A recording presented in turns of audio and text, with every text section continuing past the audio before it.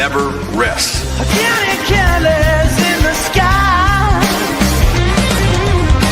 What a thrilling time to be alive. Well, it is certainly a time to be alive because it is transfer portal season, and it has been now for several days. Guys, thank you so much for tuning in to the Georgia Show this evening. I'm Jake Roos, joined by Rusty Mansell. We're with DawgsHQ. We appreciate everybody tuning in. We got several people already checking in. Tattnall County in the house. Baxley saying what's up. Phoenix City, all the way across the river down there, man. My man right there, Steve Deans. If I know who that is, you know, you got that one friend that you're like, no matter where you are in the world, if you break down on the side of the road, he'll come get you. Yeah. That's my lifeline right there. That's my dude right there. So Demo, good to have you, brother. Hadn't talked to you in a while. Hope things are well, man. Absolutely. Absolutely. Guys, before we get into all this, because there is a lot tonight, all right, between the portal, between additions, subtractions, hell, the 2026 class. Come on. When was that on the bingo?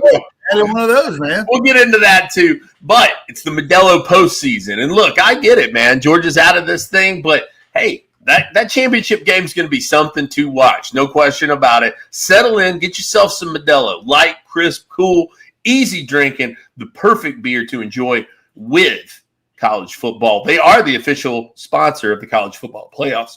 The official beer sponsor. So get over there, get yourself some Modelo, and settle in for the national title game. Sure to be one that delivers, and Modelo always does. Please do remember to drink responsibly, and they are imported by Crown Imports, Chicago, Illinois. Rusty, man, I got to tell you, I feel like. Gosh, what this is? You're coming up on an anniversary here in May with DawgsHQ. Will this be 2 or 3 years? I think it's your third year, isn't it? I think it's third. Yeah, I think it's all third. right, all right. I'll be honest. Look, you're a hardworking man, Rusty. I don't know that I've seen you work this hard. The last 72 hours have been bananas. You know what? I woke up yesterday and I said, "Hey, man, I'm gonna get to watch college football. I mean, NFL football. There's no pressure. You know, it's going to be a nice day in Georgia. I'm just going to chill, wash off the back deck a little bit." And the football guy said, "Hold our beer plus a case. And we got some stuff for you." So it was one of those, but it has been a crazy week. You know, I tell people I think this past week to me reminded of Roos when you were full-time recruiting. Yeah. 2012, 13, 14, 15, 16, this was what a typical week in January was with high school prospects. Yes. Who's going to see who? Who's doing an in-home? What are we hearing out of that? Georgia was in-home last week with prospects. Did they get those prospects signed? Visits were changing every day. It was wild, man. And look, you gotta turn that switch on, man. I tell people, you know, people ask me, like, you got a switch or you don't. It was time to turn that switch on last week. Now, I might take a nap in February, but right now, that switch is turned on. I said, Jake and I talked about this on Friday, man. It's the same thing. All they did was they took that 9th grade through 12th grade, you know, all the stories and the visits and they've condensed it down into 2 weeks. And now it is just like on constantly, man. Georgia, absolutely a major player in the world of the transfer portal, both giving and taking. We'll get into some of the losses here in a little bit. But I do want to talk about some of these additions, Rusty, since we were just on, all right? 5 players via the transfer portal for Georgia. So far, Khalil Barnes, he's been locked in for a while at this point. Isaiah Canyon joined the fold, 6'4", 205-pound receiver, formerly of Georgia Tech. Let me do this as we go. Let me give you a quick note on each one. So let's do Khalil Barnes. Let's do Khalil Barnes. Came in last Saturday. Yep. This was a local kid from North Oconee. He's a 3-year starter at Clemson. He was a freshman All-American. He's a safety prospect. This is a guy that when we heard he was going in fact, before he went in, there were some rumblings like Khalil Barnes in Georgia. This could be interesting. He goes in. The very first day, last Saturday, Georgia got him on campus. He was scheduled to go to Ole Miss the next morning. When we found out that he canceled the visit, Ole Miss was trying to get him to visit. When he canceled the visit to Ole Miss, we felt good there, and Georgia locks up a safety prospect. Absolutely. Then Georgia adds Isaiah Canyon, and this was another one, Rusty, we had heard buzz about, right? A lot of Warner Robins connections on the team, Rashawn Dinkins, Isaiah Gibson. I mean, he's familiar with a lot of these Georgia guys. And this was a guy, again, that even before things officially happened, we were hearing this name. Yes, 6'4", 202 pounds. Texas A&M was involved. LSU was involved. Florida obviously got involved pretty quickly with the Buster Faulkner, Aaron Philo connection there. Again, Georgia got him on campus pretty quickly and got that one done. We said last weekend, I said if Isaiah Cannon goes in, you better watch Georgia. But I knew that Texas A&M was a school, and I knew LSU was involved. This is a kid that committed to Notre Dame out of high school, and he flipped on Notre Dame late to go to Georgia Tech. A little bit banged up this year. This is a kid that went to the Under Armour camp. Nobody really knew him because he had to play wide receiver. He had to play quarterback his junior year. The very first game of his junior year, their quarterback gets hurt for the season. They take him out of wide receiver and move him to quarterback. I helped get him in the Under Armour camp. I know those coaches at Warner Robins, they called me and said, look, this guy's under the radar. He goes and runs 4.51 at 190 pounds. Then, Roosh, you know what happens then. Notre Dame offered, Tennessee offered, Arkansas offered. Like the next week, it was on for him. He was a Georgia fan. Georgia didn't offer at a high school. Probably should have, but they didn't waste any time in getting that one done. Yeah, and obviously, hey, cool to see that all come together. And it was really neat, I thought, to see Rashawn Dinkins, post the picture of the three of them together and be like, hey, this is what we were hoping for, right? Right after the Tech game. Yeah, absolutely. Rusty, then we get a little bit of a surprise. A guy that we were we knew he was going to visit, right? But I don't know that anybody necessarily had Braylon Connolly circled for this one. Kind of came out of left field here, formerly a USC 6-foot corner, recruited by Dante Williams there. So a familiar guy to the Georgia staff, at least Dante. What do we know about Braylon Connolly? Well, I think he's a guy they're looking at Dom Kelly as a number 2 corner. This is a guy they want some depth there. This is a guy that has played a year in college. They kind of knew him. I think this is one of those just from putting pieces of the puzzle together. He called Georgia and said, hey, I'm interested. They're like, oh, okay. Well, okay then. He was there pretty quickly too. I know Utah was involved. I know Washington involved. This is a West Coast kid. So Utah was involved. Washington was involved. And, Georgia got him on campus pretty quickly. Official visit. He flew here with his family, spent a whole day. Bryson Allen Williams, also from USC, knew him, who is now in the recruiting room there at Georgia. So he had some connections to Georgia. Is he going to be a starter this year? Probably not, but he will have an opportunity to be in that number 2 rotation with Dom Kelly. I think this is a guy they brought in. This is a guy they feel confident on because, number 1, they recruited him out of high school. Number 2, he's been in college for a year and probably like what they saw out there as well. That Bryson Allen Williams, he's a good recruiter, man. He was a good prospect back in the day, but he's taken to coaching like a fish to water, man. Let me tell you something. He's going to listen. He's going to be a star. He's going to be one of those stories we all enjoy because Bryson Allen Williams is going to be a star in coaching, and they say he's killing it at Georgia, and it would not shock me to see him on the field, hopefully at Georgia, under Kirby Smart as a position coach. All right, and then, Rusty, what I consider to this point probably the biggest of the pickups, Auburn transfer, an edge, Amaris Williams, a guy that Georgia, like you said about some of these other guys, they got him in. There were a lot of schools that wanted a piece of Amaris Williams. Georgia gets him in, and it didn't take long after that. A North Carolina kid, 6'2", 260 pounds, and a guy that was looking like a budding pass rusher for the Tigers.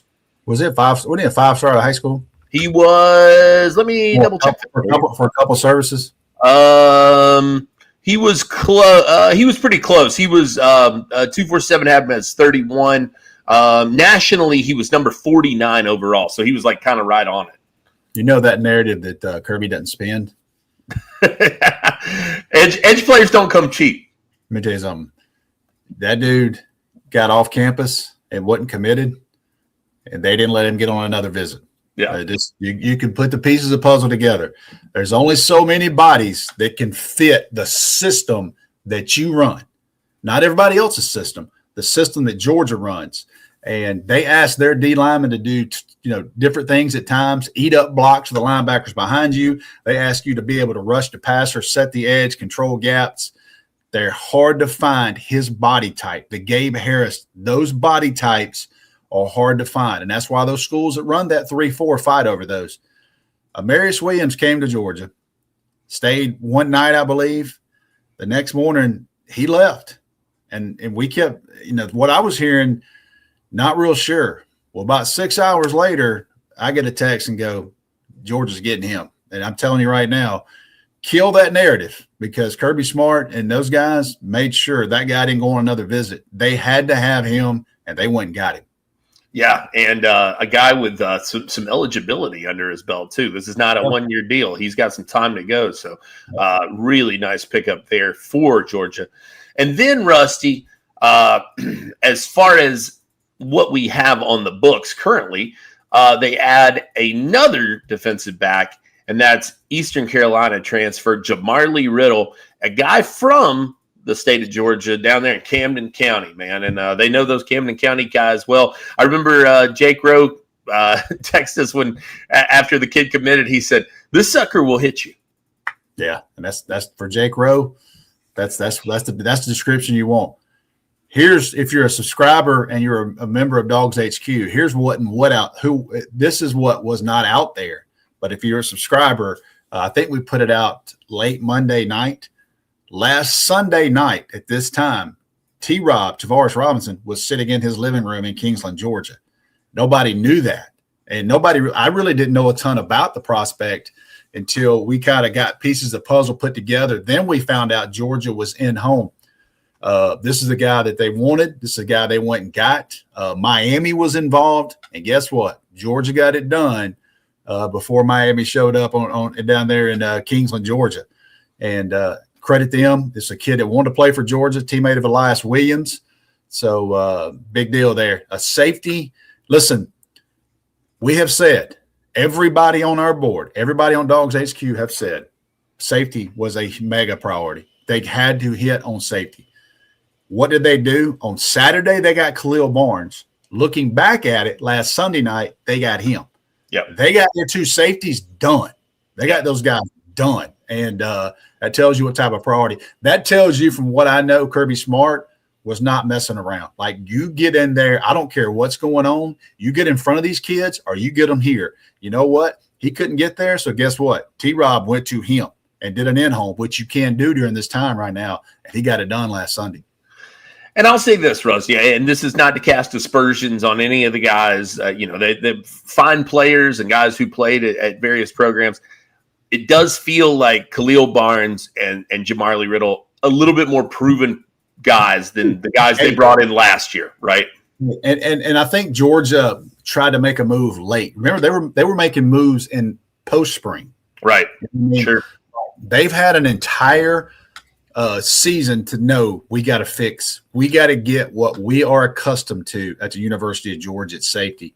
I think they had probably 4 guys on their board, and they got 2 of those 4. And they got them done last weekend. So it was a priority. I knew it was a priority. And they got to have some help back there with KJ Bolden. They got to give him some help back there with those guys. So, I think they got guys that can cover, and they got guys that can tackle.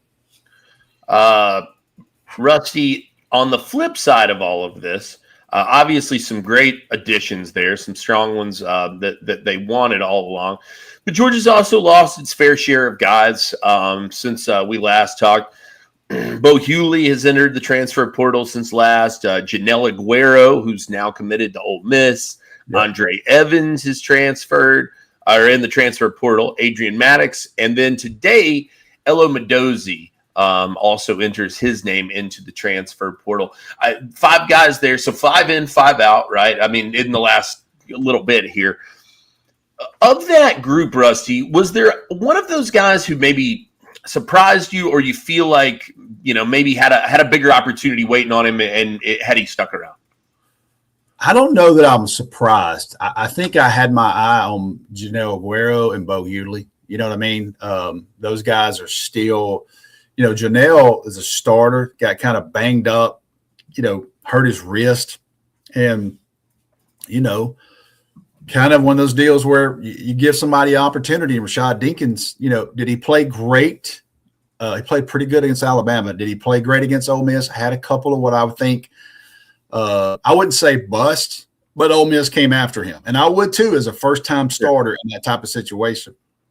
But he also showed some flashes. I think Rashad Dinkins is probably the future at that spot. Now, it doesn't mean that Aguero is going to sit the bench, but I do think he probably understood my minutes are going to get cut, and I'm battling this young guy. And, went somewhere that felt like he'd probably be the guy. Bo Hughley, he played a little bit, started against Alabama when they had to have him, when they had Ernest Green out and Juan Gaston was hurt, and they were trying to piece together. Love some Bo Hughley, man. I know a ton about his life, and he is every day changing his family's life that he is playing college football because of NIL. I wish him the best, man, wherever he ends up. I do think some people are going to be very interested because he has started 2 games at Georgia. He's a 6'7" tackle, but I do just think right now there were people in front of him, and that doesn't mean that he can't go play somewhere. Because I promise you right now, I bet you his phone is very, very hot. You wish you would have stayed, but kind of understand that one too. Yeah, like you said, I mean, it's sort of the same deal with these pass rushers, right? There just aren't a lot of 6'7" dudes that can move like that on the line, let alone start 2 games for Georgia in the SEC. Mm-hmm. So, Bo, a guy I liked a lot coming out of high school too. To me, had that kind of Broderick Jones build. I'm really looking forward to seeing what happens to him next. Madozie, I think, Rusty, is probably the biggest story, though, of these groups, or of this group so far, because there was so much buzz on him coming into Georgia. He was kind of the guy, it felt like last portal cycle, maybe the crown jewel. That was a guy Georgia really targeted. They went after heavily. And, from all we've heard, it wasn't that he was a bad athlete. It wasn't that he was a guy who wasn't trying hard. It seemed like maybe just wasn't the right fit ultimately. I mean, this league, the speed, I don't know, man. There were some mixed reviews, I guess is probably what you would say. And obviously, clearly he wasn't able to find the field as much as Georgia had hoped he would.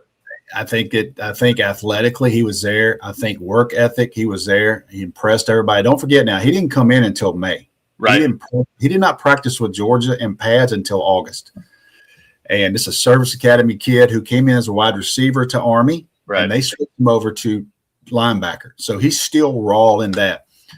I think what happened to him this year is, number one, being in such a defense where, you got to play so disciplined, and then you start facing these SEC tackles. These guys are 6'7". First time you've seen this now. And there were times you see the effort. Just for me, the lack of being able to get off blocks concerned me a little bit. I didn't give up on him. I thought he needed another year. They got some young kids they really like, and this is a guy too that's up there. In a couple of years, he's going to go somewhere and he's going to find his fit. But I just think that the SEC kind of overwhelmed him a little bit this year in his first season. Don't forget now, he didn't get any spring practice. He got 4 weeks of fall camp, and then, right, and he had to become a performer. I think he was who you thought he was. Great kid, obviously academy kid, but he'll get somewhere he can play too, and he'll be better in a year or two. But at Georgia, man, nowadays, you come in as a portal guy, and some of these freshmen catch you. It's kind of the writing on the wall. Yep. No, absolutely, absolutely. And speaking of freshmen, Rusty. Georgia adds a 2026 speedster. This one, to me, one of the more, I would say this is one of the more overlooked and more interesting stories of the last couple of weeks. Because to some degree, it feels like this kind of all just kind of came together for Georgia and for the player. Dallas Dickerson, North Oconee kid. Speaking of, shout out Khalil Barnes, shout out Landon Roldan. This guy was a guy that Georgia was very familiar with, had worked out several times. And listen, I say whatever you want about Dallas Dickerson. Dallas Dickerson can go. I mean, he can run now. This is a kid who can flat out go. This is the 2026, probably, I would think, maybe one of the last editions. I mean, you never say never, but it's going to be, I don't know where you're going to, everybody else is pretty well snapped up for the class. Dickerson, though, a kid I know that you and I kind of watched throughout this recruitment. You wondered what role Georgia was going to play in this thing. And he gets out of his letter with Kentucky, and now he will be a Georgia Bulldog. Tell us a little bit about him and what you've seen from Dallas Dickerson. And I'll just get straight to the point. Dallas Dickerson wanted to be at Georgia, okay? Because had he got on that plane to Florida Saturday morning, he would not be a Georgia Bulldog. This kid grew up a Georgia Bulldog fan. They offered him, I think last summer, my opinion now, last summer, I think it got down to Brady Marchese and Dallas Dickerson. They wanted 3 high school wide receivers. They had Ryan Mosley at Carrollton, and they had Craig Danridge at Cambridge. They took Brady Marchese out of Cartersville. He flips late on them, goes to Michigan. All hell broke loose at Michigan. He gets back in the portal. He wouldn't go into Georgia. I think Georgia at that point was like, hey, we're good. Then Dallas Dickerson gets out of his LOI because Kentucky had a coaching change. Right. So he was available. And then Florida with the Buster Faulkner, they knew him. Ole Miss was trying to recruit him. I think he looked at this opportunity and said, you know what, it's time to go to Georgia. And the opportunity's there. And I was waiting to see, does he get on that plane to go to Florida? Because they were trying to get him to go.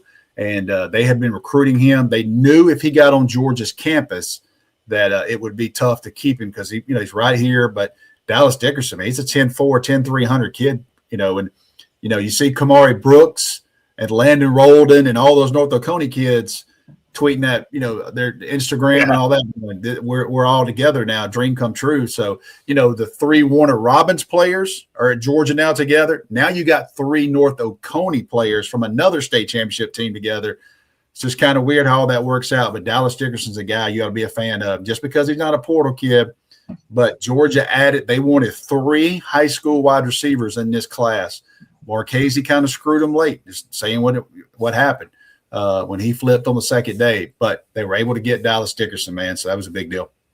Yeah, absolutely. The way I viewed that one, Rusty, I said it was kind of like you just backed into a good situation. Like you said, you thought you had Marchese, and they would have loved to have had Marchese in this class.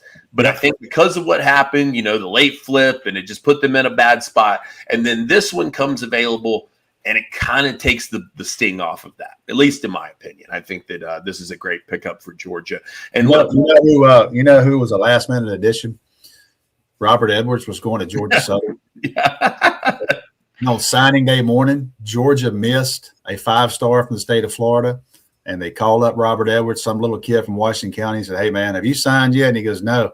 They said, we're going to see you some papers. And guess what? He wound up being a career guy, NFL guy. Sometimes it just works out in your favor, and you're destined to be where you are. The other, you said that, and it's certainly not quite the same impact of Robert Edwards, but the name that popped immediately into my head was Tay Crowder. You remember? I mean, I remember when Tay Crowder committed, and Jake Rowe and I were together. Took him at running back, didn't he? Yes, yeah. And Jake Rowe and I were together, and we were like, who in the hell is Tay Crowder? And they took him at running back. Kirby converts him over to linebacker. Very successful guy and played in the NFL. So look, man, just because a guy's a late addition, that don't mean nothing. All right. Yeah. Guys, look, if you're looking to switch things up, personal or business in your life, get over to myperfectfranchise.net. Andy Ludicky and the team over there can help you kind of chart the path forward. They are experts when it comes to the franchise game, whether it's any number of things, right? I say this every week. It's not just Subway. It's not just McDonald's. Those are opportunities too, but there are a ton of franchises out there that can fit you personally and professionally, and they know their stuff inside and out. Their job is to match you up with those partners and help you find what fits your life best. Get with Andy Ludicky and the team at My Perfect Franchise today. and see how they can switch it up. Services are 100% free to you. Nothing to lose. MyPerfectFranchise.net. Rusty, I'm going to ask you a real simple question here. Are the Dogs done when it comes to, 2026, the transfer portal? I mean, you never say never, right? Certainly. But are they going to what else may be on the agenda if they're still looking around? I think they're going to, as of Sunday night, let me give you a little bit of a calendar, okay? So the portal is open today. It's going to have a dead period tomorrow, Tuesday, and Wednesday. Why are we having a dead period? It is the National Coaching Conference convention in Charlotte. All the coaches, everybody goes there for like a 3-day convention conference type deal. Well, there's no recruiting goes on. Can't have any kids on campus, can't be in front. Now, they're on the phone with kids, obviously, but you can't have anybody on your campus. High school, portal, anybody can be on your campus.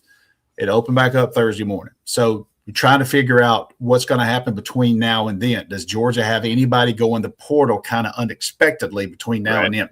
As things stand tonight, I think Georgia probably is going to keep an eye on offensive tackle. We'll talk about Monroe and Ernest Green here in a minute. Yeah, I think they're going to keep an eye on offensive tackle. I think they're going to keep an eye on a slot wide receiver if they can find one they think is a day one starter, okay? Because they got a lot of young guys there. I think they're done at defensive line unless something crazy happens. Haven't seen them really get into the edge rush guys. That tells me they like their younger guys. It tells me, Zayden Walker, Jake Rowe just text me. Now, this is today's world, but he just said that Chris Cole said on TikTok, in a live TikTok, that he's coming back. So is that Jake Rowe jumping in? No. But he just texted me and said, hey, that on a TikTok that Chris Cole said he's coming back. That's a pass rusher. Zayden Walker is a pass rusher. Isaiah Gibson is the #1 rated pass rusher in America in last year's class. All these young guys they've got, and I think you added Marius Williams too there. Sure. That tells me they're pretty comfortable with what they've got. Doesn't mean they're not going to, but I hadn't seen anything. I think they're done at safety. Don't have any reason. Inside linebacker, doesn't look like they're going to have, maybe emergency quarterback, some type right there. I think Georgia really could be close to getting done. Before everybody flips out, let me tell you what's going on in Athens. It's called roster retention. Yeah. And when you have all these returning players coming back, you have all these young kids that played some, you have everything, that costs money, folks. And I told everybody that would listen, the #1 priority was keeping this roster together and adding the key pieces. They weren't trying to add an entire portal group. They were trying to plug and play some spots they feel like if they keep this roster together. So, right now that's a lot going on. We still got another week. Rowe kind of messed up there. Rowe behave in that back room, man. It's one of those deals, man, where roster retention is the most important thing. And, you go through a season like Georgia just did. They went 12-2. Roosh, I think they had 7 returning starters coming back before this season. Sure. It's going to be, if they hold this roster together and they add these 4 or 5 key pieces to this roster, maybe 5 or 6, they add those key pieces, it's going to be a very experienced team. It's going to be a team with a lot of snaps. It's going to be a quarterback coming back in his second year. You're going to have all these guys back, man, potentially these linemen. They're going it's a big deal. And it's going to be a totally different offseason for Georgia, where a lot of people had a lot of questions last year about Georgia. They're going to deal with the other side of that. Besides Texas, Georgia might be one of those teams that gets the most mentions, I would say, as a top 2 or 3, rated team. Yeah, hard not to believe. I mean, I would certainly think that. On the 2026 front, you think there's anything there? I don't think so. Yeah, Dickerson probably round that out. That's kind of what I would think. Yep. Mm-hmm. Speaking of this 2026 class, Jake Rowe and I went through a whole show on Friday after we dropped the list. We didn't even talk about the mid-year guys. I think it's probably easy to forget about them right now because of what's going on in the world. And look, we got a lot of questions over there. I promise we're going to get to the question that everybody has over there. It is a resounding question, and I promise we will get to it by the end of this show. You got to hang around for that, though. But a huge group of mid-year guys, Rusty, showed up on campus for these Georgia Bulldogs. I'm curious, looking back over this list, anybody who just you say, yeah, man, that's going to be hard to stop right there. That's a guy that they are going to really have a hard time keeping off the field even early on. I say Bowden Sohn, the D lineman. Yeah. I just think that, those guys like that are playing. Georgia went and got him. I would say he was in their top 2 defensive line prospects. And to the Kirby crowd that says Kirby don't pay, boy, Georgia really liked this kid. Yeah. They really liked this kid. Okay. They went and got him. Akini Aboko. This is a kid that's 6'6", 320 pounds. You looked at the impact that Juan Gaston had as a true freshman. I think this guy can do every bit of that. And that may answer a question that we're about to address here in a minute, for whether or not Georgia gets into the portal. Because if they can count on Juan Gaston and those guys that are a little bit ahead of them, and he can come in and be a number 3 guy, that's another one. I mean, these are top 2 or 3 players in the country at their positions. And there's a reason why Georgia just said we cannot miss on these guys. I think they're difference makers, and you see why they're at Georgia. They had to have those guys. Yeah, to me, Agboko is just the upside is just off the charts with a guy like that. I think Kamari Brooks is a kid who strikes me as going to get some early looks. Maybe he's kind of got that Zayden Walker sort of thing where it's you bring him on throughout the year, and then kind of the last of the year you see that start to ramp up. I could totally see that for a guy like that. And then you look around here. Jay Lamar always interests me. I am a huge Jay Lamar fan, man. Go turn the tape on. You can see why. So it's a stout group, man. This 2026 class, they finished 5th, right, in the rankings in terms of the overall class. But that was primarily because of the Jared Curtis defection there at the last minute. That really shifted things heavily. But at a lot of the positions, man, I think they got some guys who can step in and make some impact for sure. Talk to us. I want to address a question here. Someone asking about tackles. I talked to a coach not at Georgia today, just texting about some other things, and he said, Rusty, I was talking about whether Georgia would take a tackle or not. He goes, Rusty, people can't keep 4 tackles anymore. You can forget that. Sure.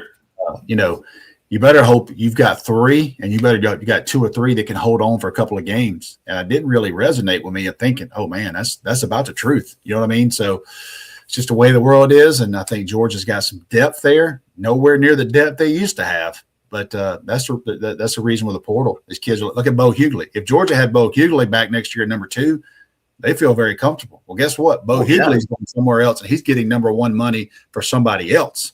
Yep. And that's just the way it goes. Yeah, absolutely. Look, your premier positions, that's just not going to be the case. And I know nobody wants to hear that, but you got to be realistic, and you have to look around the entirety of college football. Nobody's doing it, man. I mean, look, listen, you want to talk Alabama's getting stolen on? All right. I mean, you want to talk about, I mean, they pulled Hollywood Smothers. Texas pulled Hollywood Smothers right from under them. Out of class. If you don't think Texas is going all in right now, I don't know what to tell you. Cam Coleman, they're all headed there, and it is, and I get it, because Steve Sarkisian, no matter what you think about him, if that team's not better this year, ain't nobody's opinion going to matter outside of Austin. I promise you that. That's right. He's coaching for the job out there, man. Yeah. All right, Rusty. Some Saturday drama. Things got crazy this weekend. All right, and so let's just touch on a couple of things because we got people asking a bunch of questions over here. I'm going to start with this question first off because we've gotten it several times. All right. Kevin Wynn, the transfer from Florida State. Your thoughts? Georgia get involved or not? This one I'm going to watch real close this week. I'm not real sure Georgia has a spot in the D line. You start counting the numbers. Look at it today. I'm not sure that Georgia's really got a spot right now. And, they added a Marius Williams into that room. Just not sure they got a spot. It'd be one we'll watch. You know what I mean? It's not such a no-brainer as Georgia tried to get him last year. I know everybody's like, we need more D-line. You need more D-line. But guess what? You run out of numbers at some point. You know what I mean? So, right now, we'll just watch that one and see where it goes. My first initial thoughts is probably not going to end up at Georgia, but we'll see. All right. On to the offensive line. Let's talk a little bit about Monroe Freeling and Ernest Green. Now, we've got tons of insight over at this at DawgsHQ, so we're not going to get into the totality of this. You got to come over and check that out with us. But I'm curious, Rusty, let's say that, look, we can call it what it is. There's a lot of buzz surrounding. Well, we've had information out for our subscribers for a couple of days, and I gave it Saturday morning, kind of with, this is Sunday night news. So I'll give you kind of what I'm thinking. Is either one a final answer? I have not heard that at all. I have not. So when you're watching this Tuesday, you're like, he was wrong. Okay, but I am kind of leaning more Monroe Freeland's going to go to NFL. Sure. And I'm kind of leaning a little bit more that Ernest Green's going to come back. And I don't think that should surprise anybody.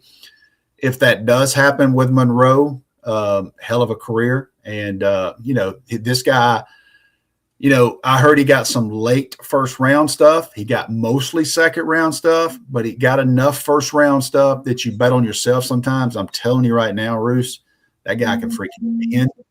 I'm telling you, his game tape this year, this is going to be a guy that's going to play himself up. He can work, dude, super freaky bend on a guy like that. And you know why? Even on 3 had in the number, Charles Power had in the number 1 rated offensive lineman in the country coming out of high school. And if that happens, you suspect that guy's going to be a first rounder. And I think he'll end up first round. He loved Georgia now. And Kirby Smart sat down with him and his family, and he made him enough offer to come back, I can promise you. But I understand the decision. If that winds up being the decision, why at some point you got to go, okay, I got to go to Sunday League. But, man, what a player, what a kid. And I told y'all last year, he played that Notre Dame game, and he struggled. And guess what? He had surgery the next morning. He gutted it out. He gave everything he could for Georgia. He played through a bad injury, man, and he had surgery the next freaking day. Had a hell of a year this year, man. So if that ends up being it for Monroe Freeland, damn good dog. Ernest Green, been beat up, had a great freshman year playing left tackle, had a back injury. He struggled at times. He had a pretty damn good year. Then he got banged up. Then he got hurt. Had a family member get really, really sick this season. Spent some Friday nights with a family member in a hospital, going back and forth between team meetings. This guy, everybody I talk to about Ernest Green talks about how tough he is. They can't believe sometimes he plays through what he's doing. I think if Ernest Green does come back, he gets a great opportunity to get him to make some money. But this is a kid that has battled his tail off at Georgia through that back injury, and he has gotten better. And I think if he comes back, he's really got a chance to make himself some money. I would say this on Monroe Freeling, to me, a guy kind of getting that. You're getting some first round buzz, right? You're definitely getting the second round buzz heavy. Mm-hmm. Monroe Freeling is going to go if he decides to move on to the next level. Watch Monroe Freeling's combine, because I bet you he will combine like crazy. Yeah, his mom is a yoga instructor. Yeah, right. So let me tell you, the bend, Monroe. Monroe is going to do that drill where they lay on their back and they get up and do the shuffle left and right. Yes. This is going to blow that up. And look, I would love for him to come back. And I know this. That kid loves Georgia, man. He freaking loves it. but I get it if he winds up going to the NFL, and you wish him the best, man. And the way the Georgia rookie offensive lineman, Jared Wilson, starting for the Patriots, Dylan Fairchild starting for the Bengals, Tate Ratledge starting for the Lions. Those kids are helping everybody coming out of Georgia, because I promise you, you start talking about NFL offensive linemen producing, the Georgia rookie offensive line, the kids that were beat to hell last year, banged up, couldn't get them healthy, just a bad run of luck for Georgia in 2024. Those kids go to the NFL, they're healthy, have a great season, and all those kids started, man. It's going to be a big deal. It's going to help Monroe Freeland. A great stat here, too, on Ernest Green from our man, Jake Rowe, earlier today. 1,900 plus career snaps, 3 sacks. Not bad. Not bad. All right. Yep. You can say what you want. The health concerns, I get it. That's fair. Yep. He's anything but a turnstile. I can promise you that. So the guy he's a hell of a player. All right, Rusty. You knew that this was coming because we've kept the people waiting. We've got. Come on, man. Well, hold on. Before we get to that, Governor's Bulldogs says, so who's going to be the other tackle? Total assumption here. We're playing hypotheticals. Let's say Monroe Freeling leaves. Who's booking in this offensive line for Georgia? I think going in the spring, you look at Juan Gadsden and you look at Ernest Green if he comes back. You got 2, and you got another week to go with the portal. Okay, sure. They got some younger kids. I still think, man, Kenny Aboko is a kid you better watch out for. He's got 9 months. Then you got 2 games before you go to Arkansas. Yep. There's a long time. If you sign a 5-star offensive tackle out of high school now, what that costs you, he's playing as a freshman. That's just the way it is. He'll have every opportunity to play as a freshman. When you sign a 5-star offensive tackle, let me say it again, you have every opportunity to play because you have invested in that kid. I promise you. I know the market. You have to invest there. You believe in him, and it's up to him once he gets there. But athletically, he has that look. And can he provide some depth? Also, with the portal still open 5 more days, what does Georgia do there? Because they're going to take a look at tackles, but they also got to weigh, hey, can this guy be a day 1 starter for us, or is he a guy that's in the rotation as our 6 and 7 top offensive lineman? And that will be something to be answered over the next couple of days. One more before we get to the big one. We're going to do another hypothetical here. Corey Williams says, if Caden Lee from Ole Miss enters the portal, would Georgia go all in? You mentioned slot receiver, a place where they may continue to search. This would be a guy who would fit that very, very well, Rusty. I don't know. I don't know. I talked to someone at the Georgia Elite Classic from his high school, and the guy walked up to me. I had no idea, was not even bringing that up. And he goes, Caden Lee likes Georgia a lot, Rusty. I said, okay. He goes, no. He likes Georgia a lot. All you have to tell me. Now, I don't know if he's going in, and that rumor started at the Ole Miss board. That's like the rumor yesterday with KJ Bolden on the Ohio State board. Yeah. I can't address Caden Lee, but I can address KJ Bolden, and we did address that. We stopped that rumor quickly. I can't address the rumors about Caden Lee. I can address that I know that he has interest in Georgia. He grew up a Georgia fan. But if he were to go in, we'll see if Georgia gets him to campus. But he has not went in. It's all rumors at this point. All right. Now for the big one. The running back. Nate Frasier. A lot of scuttle on Saturday. You promised you were going to go to bed. You didn't. You couldn't sleep. I know how it was. I bet your phone wasn't letting you sleep, even if you wanted to. I bet the buzzing was hard to keep. What happened was, for me, and I'm old enough now that for a minute it bothered me. Then I was like, you know what? It's out of my hands. What I reported got twisted so many different ways, and so many different sites took bits and pieces of those quotes and pieced it together. Like, I had people texting me that were like, what in the hell is going on, Rusty? And I'm like, did you not? It was like a game of telephone is what it turned into. Yeah, it did. So finally, at some point I'm going to look, it's out of my control. I know what I wrote. I know what I reported, and I was right. And I was right again last night, and I feel like I'm right today. So here's let's recap the facts on this. All right. My reporting was he has not re-signed a contract as of yesterday. I know that Georgia met with him. They met with his agent 2 days in a row. He had not signed anything. Yesterday morning, the Ohio State rumor started. Didn't know anything about it. Hadn't heard anything about it. They got stronger on their boards as the day went on. Some of those guys were reaching out to me. I'm like, look, I have no idea. The only thing I was able to confirm as of yesterday was that Nate Frasier had not re-signed a new deal with Georgia, but they were in talks. I said that is something we're going to watch, and that is something that we're working on. Didn't say he was leaving. Didn't say he was, none of that. That all got into, and I get it. I understand that is a very popular player, and that is a really good player. And someone you do not want to lose. But I do know as of yesterday, he had not re-signed. Day goes on, keep updating, keep finding out, things like that. It's crazy it got. I just stayed in my lane, stayed in our path. I wanted to make sure the people at DawgsHQ knew what was going on every minute. As the night went on, started hearing some rumblings like this is going a lot better for Georgia this evening. By late last night, my last post was, I feel good with Nate re-signing something with Georgia. People are going to ask me right now. I still feel good about Nate re-signing something with Georgia. Has he re-signed something today? I do not know that. But I still remain confident, checking with people this afternoon, that he's going to end up at Georgia. And let me say this, and it's really weird. It's a different world. We're all in it.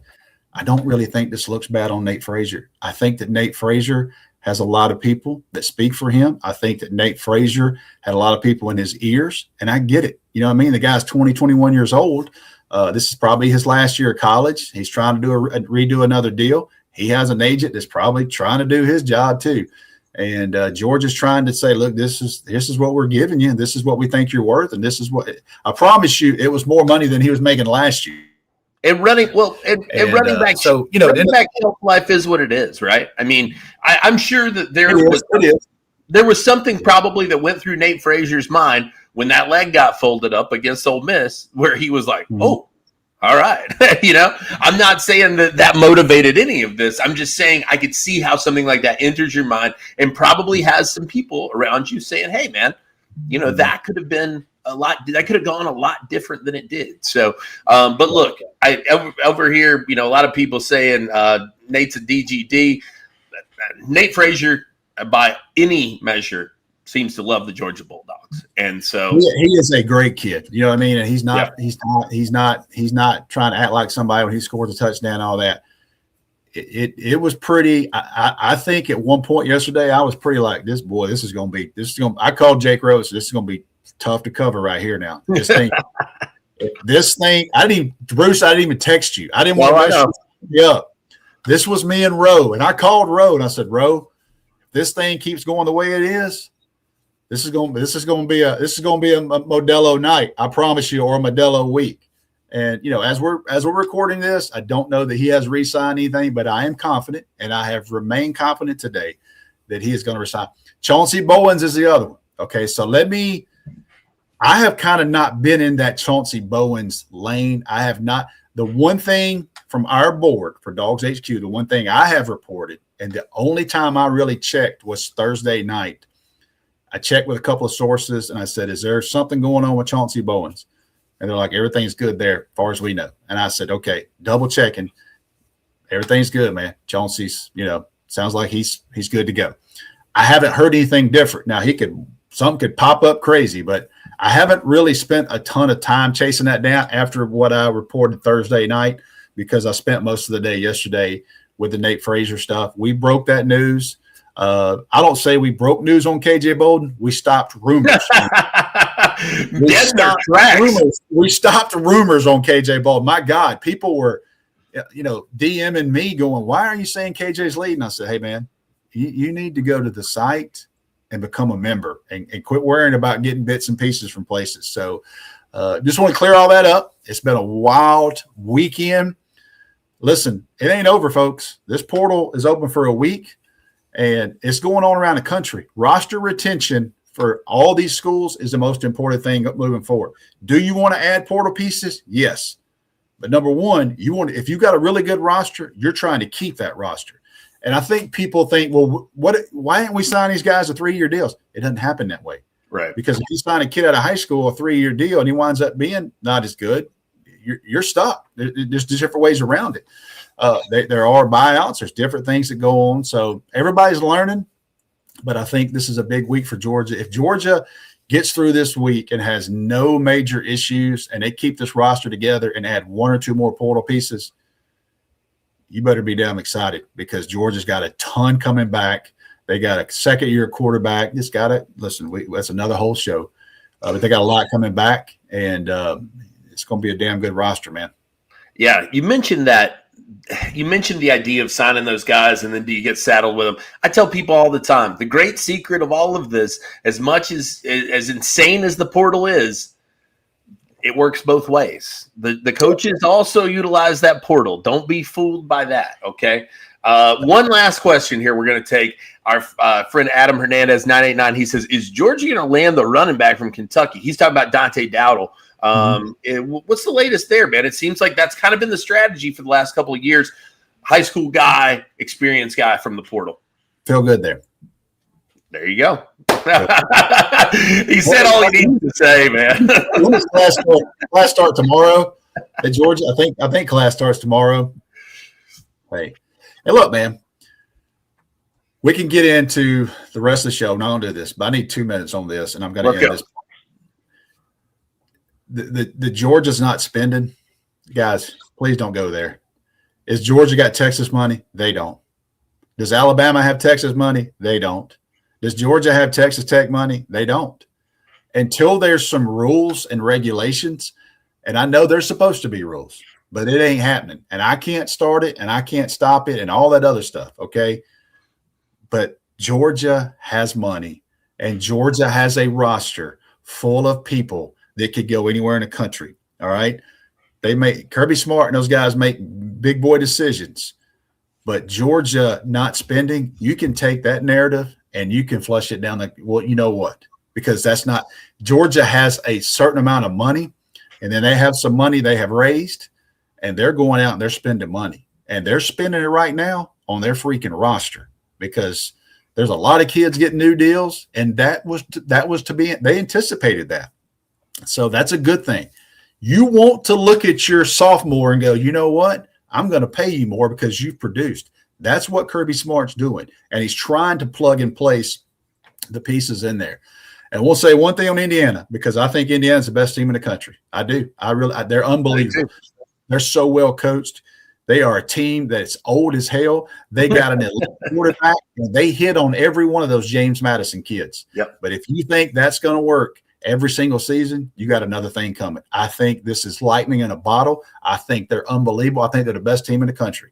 But I do think right now it is a perfect storm. I want to see them do this again because they're about to lose all these 23 and 24-year-old guys, and they're going to have to totally rebuild it. But I think Kirk Cignetti has done one of the best jobs I've ever freaking seen. They're so fun to watch.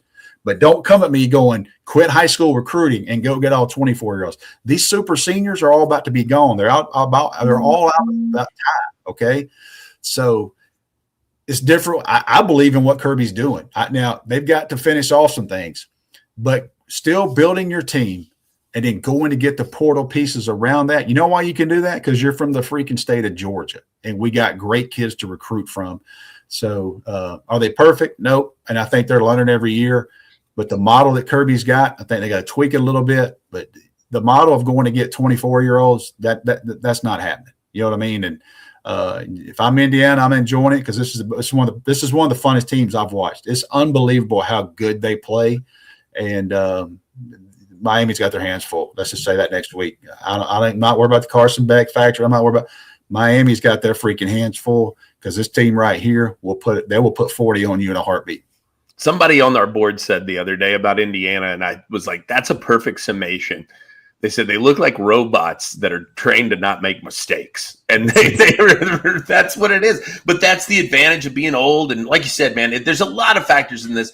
And I've told people, do not get caught up in the idea. There's not one way to do this. Nobody has figured this thing out. There's not a secret sauce yet. All right. Mm-hmm. I think everybody's still just throwing it against the wall, seeing what they said. So it's going to be interesting to see how it continues to play itself out. And look, Georgia continues to be around the final table, and we'll continue to cover them. And I end with this. Please. I think this is the biggest show ever. I think this is most people we've ever had watching. I think so. Thank y'all. Thank you for tuning in tonight. Like and subscribe, share, comment. This is the most people we've ever had on at one time. So thank you. There was a lot of news to go over tonight. There's a lot of things that we wanted to be clear on. And it's a good time, man. There's 5 more days in the portal. Y'all pray for me.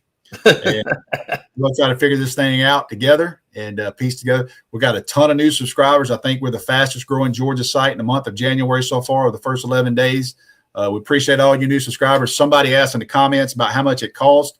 My producer backstage will link up. We got a 50% off promo right now. Just come by. Listen, guys, I get it. Money's tight. The world's not cheap right now. Come by. Sign up if you like it. Stick around. If you don't have to, man. But thank y'all so much for subscribing, being here, listening, man. And I survived yesterday. What a day! Survived it. 42-year-old Rusty probably would have been balled up going, what in the hell happened? But I just regrouped and stayed in my lane. Reported what I knew. We broke that news. Finished off some rumors. Ended the day with good news. And I slept till about 9:30 this morning, which never happens. It never happens. So appreciate you guys. Absolutely. Guys, thank you so much for tuning in. Like Rusty said, a great deal over at DawgsHQ right now. 50% off your yearly subscription over there. Make sure you like and subscribe to this channel as well so you never miss us. We would love to see the same number of people tuning in next show. And maybe there's something to not having Jake Rowe on the show. I don't know. I'm just saying. Guys, appreciate you tuning in this evening. We will catch you again very, very soon. And we're always over on the boards at DawgsHQ hanging out, dropping the info constantly. So come over there and hang out with us as well. We appreciate everybody tuning in, and we will see you very, very soon.